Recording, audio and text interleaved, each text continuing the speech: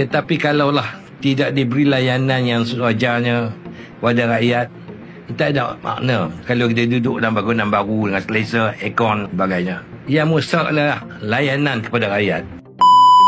Bayangkan, Raja Perlis sendiri tegur kerajaan negeri. Baru-baru ni, Raja Perlis Tuanku Syed Sirajuddin secara terbuka menegur pentadbiran Majlis Perbandaran Kanga. Baginda gunakan istilah Little Napoleon yang merujuk kepada pegawai-pegawai tertentu yang malas, tak efisien dan mencemarkan nama baik agensi. Ini bukan sembarangan teguran. Bila seorang raja sampai dah bersuara secara terbuka, itu tandanya masalah tu bukan kecil. Masalah ni cukup besar sampai pemimpin tertinggi negeri sendiri dah tak boleh diam. Dan persoalannya sekarang, kalau raja pun boleh rasa kecewa dengan prestasi kerajaan negeri, apatah lagi kita sebagai rakyat biasa. Yang lagi menghairankan, negeri Perlis ni kecil je, populasi sikit, kawasan pun tak adalah besar mana.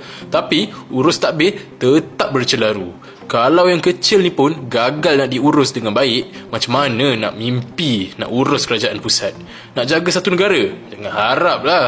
Dan bukan Perlis je, negeri SG4 secara umum. Cuba tengok Terengganu. Negeri tu kaya dengan minyak, kaya dengan hasil pelancongan, tapi tiap tahun masih juga terhegeh-hegeh minta peruntukan dari kerajaan pusat. Mana pergi hasil kekayaan tu? Kenapa tak mampu berdikari? Mana keuntungan negeri pergi? Inilah realiti pemerintahan pembangkang. Sumber ada, peluang ada, tapi hasilnya ringan di mulut, berat di tangan. Rakyat terus menanggung akibat kelemahan dan ketidakcekapan mereka. Cakap mereka kononnya nak jadi alternatif yang lebih baik daripada kerajaan yang sedia ada, tapi prestasi sendiri pun hancur.